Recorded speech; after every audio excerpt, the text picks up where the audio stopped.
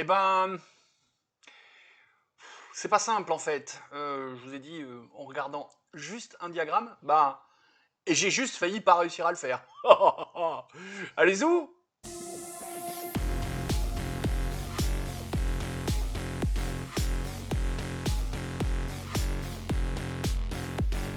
Salut mes biloutiers. Café. Allez. C'est le café de 4 heures, parce qu'il est ouais, 4h30. Je tourne ça vite fait, puis après je vais faire mon goûter. Le prochain coup qu'on se croise, parce que définitivement je vais arrêter de dire demain, même si c'est marqué toujours demain. Ah, la magie des copier-coller. Hein. On en parle de l'envoi en Ukraine. Voilà. Je m'en suis assez expliqué dans le teasing d'avant, là, donc on va pas en faire plus. On va plutôt parler d'après-demain. En même temps, après-demain, ça va être facile, c'est un épisode du jeu. Donc on va continuer sur l'emploi. J'avais noté le périphérique du travail. Alors, ou les, ouais, plutôt. Hein, je vérifie juste mon script en dessous pour être sûr de ne pas vous dire de bêtises. Oui, c'est ça. Tout ce qui est autour, vous voyez, la médecine du travail, le CHSCT, les représentations de personnel, les syndicats, voilà, on va aborder tous ces sujets-là. Rapidement, hein, parce que vous avez compris que l'utopie que je vous propose dans la série du jeu, c'est reconstruire la France, mais en simple. Si c'est simple, c'est rapide à exploser. À exploser, il faudrait que... peut-être de l'idée dans ce lapsus. Allez. Si on parlait de ce fameux diagramme, c'est parti.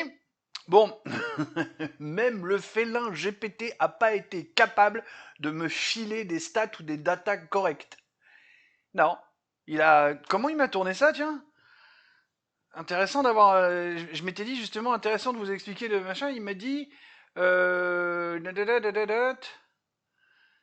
pour le tableau que tu demandes, je n'ai pas trouvé de source unique fournissant directement les montants des contributions et des recettes. Voilà, il n'a pas trouvé. Donc du coup, j'ai tout cherché, tout travaillé à la main. Ça a été long et fastidieux parce que si lui n'y arrive pas avec tout son automatisme et son électronique, comment moi je peux y arriver? Ben j'ai pas réussi. En fait, le diagramme que je voulais arriver à vous faire, c'est un diagramme qui montre pays par pays les contributions, les recettes et le delta. Donc contributeur net ou receveur net, c'est comme ça que ça lui est traduit, c'est recipient hein, en anglais. Ça, du coup, oui, je me suis fadé un paquet de trucs en anglais, donc là, oui, ça fait 3 heures que je lis pratiquement que de l'anglais. Donc, je vais peut-être avoir certains mots en anglais malgré moi. WikiWalk Gauchias m'a filé des données jusqu'en 2020. Sauf pour la France où j'ai eu des données en 2020 jusqu'en 2023. Donc du coup, on va se servir de ce graphique-là pour pour illustrer le truc. Bah, allez, tiens, le voilà maintenant. Puis on va se le garder en petit dans un coin pendant toute la vidéo. Donc en bleu, c'est les tunas que la France donne à l'Europe. Tiens, attends, je vais me remettre. Voilà. Donc je le refais. En bleu, les tunas que la France donne à l'Europe. En vert, les tunas que la France récupère de l'Europe. Et en rouge, bah, le delta, en fait, hein, tout bêtement. Ce qui fait que vous voyez que ça ne descend jamais en dessous de 0. Qu'est-ce que je m'étais noté de vous raconter à ce sujet-là? Donc ça, je viens de vous le dire, blabla. Alors, on pourrait le ramener à la contribution par habitant. Parce que j'ai vu des trucs qui disent, t'as les contributeurs nets qui font les masses, puis t'en as d'autres qui font par habitant. Puis bizarrement, remis par habitant, ça donne plus tout à fait la même chose.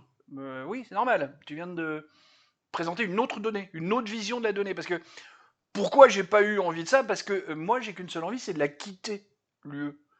Donc qu'est-ce que j'en ai à foutre de ramener ça par habitant pour me comparer aux autres? Parce que si tu le ramènes à par habitant, c'est pour te comparer aux autres, pas pour autre chose.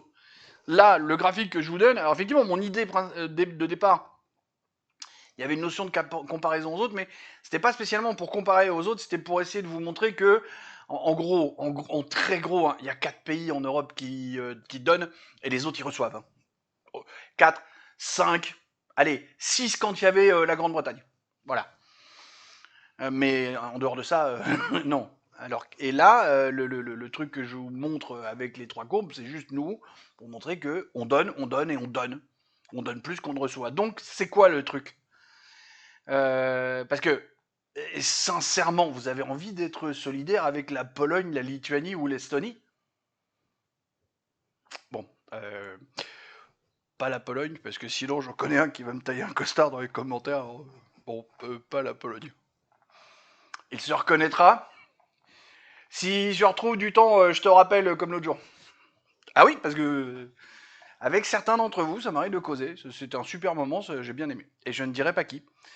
Parce que j'ai pas envie de le mettre à l'honneur contre son gré. Donc voilà.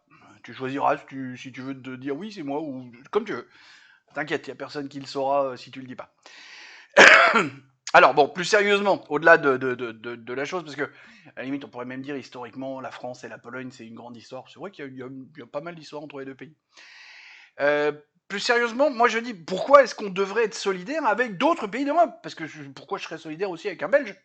Même si j'aime beaucoup le peuple belge, plutôt les Wallons que les Flamands, mais bon, j'aime beaucoup le peuple belge. À chaque fois que j'ai croisé un Belge, c'était un mec sympa. Donc j'ai du bol jusque-là. Visiblement, pour l'instant, en Belgique, j'ai pas croisé un connard. Si, peut-être sur la route avec l'histoire du clignotant, mais c'est tout, tu vois. Mais pareil, j'en ai autant pour les Italiens que j'aime beaucoup ou les Espagnols que je déteste, tu vois. Pourquoi je serais solidaire avec ces gens-là?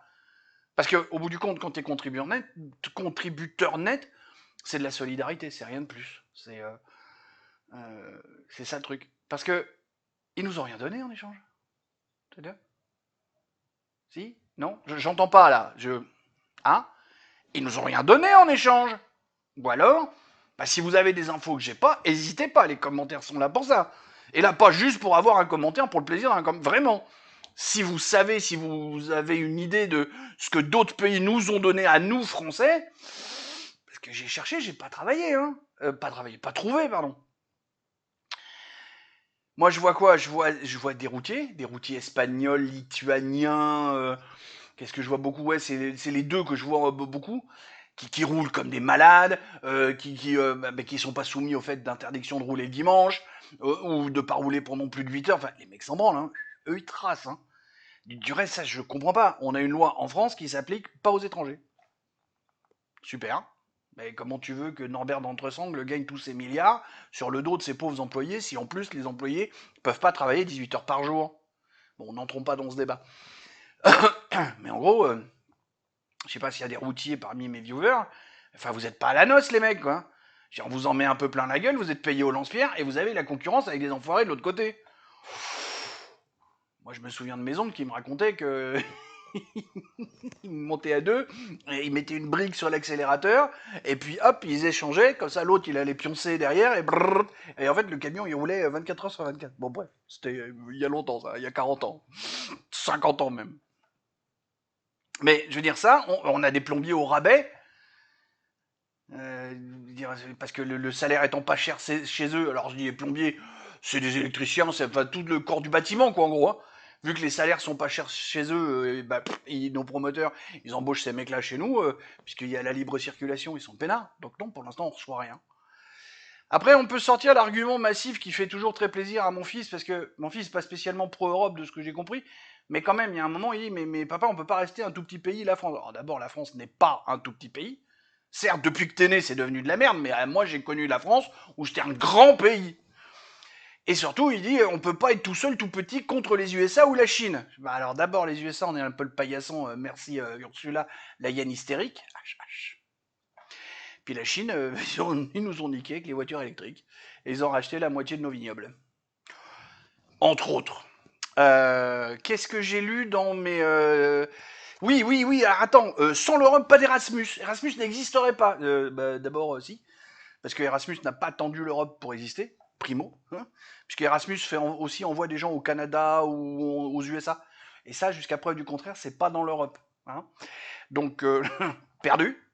J'ai vu un autre truc, Copernicus, je sais plus quoi, une histoire de GPS. Sans l'Europe, le système... si, on a des tronches en France qui sont parfaitement capables de faire ça.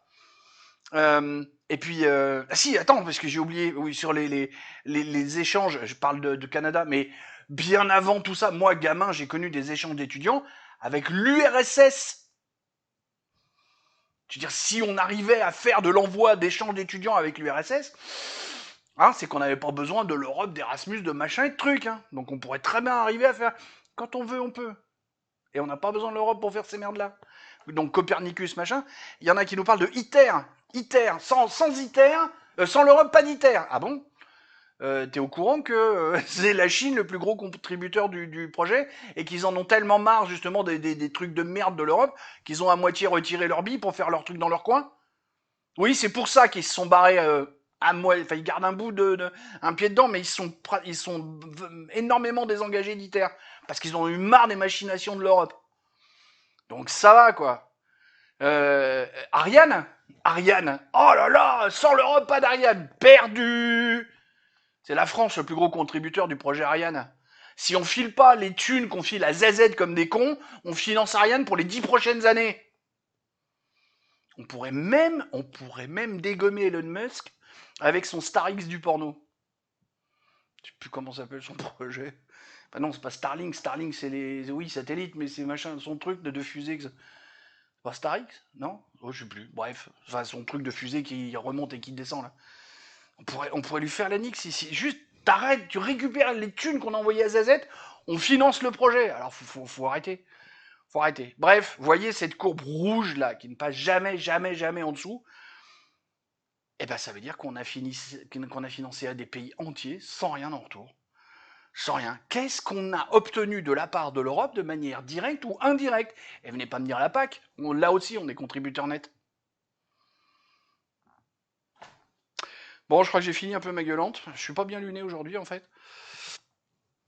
Donc ça tombait bien que je fasse un coup de gueule quand on n'est pas bien luné. Je suis pas bien luné parce que j'en ai marre. Je vois pas cette putain de lumière au bout du tunnel.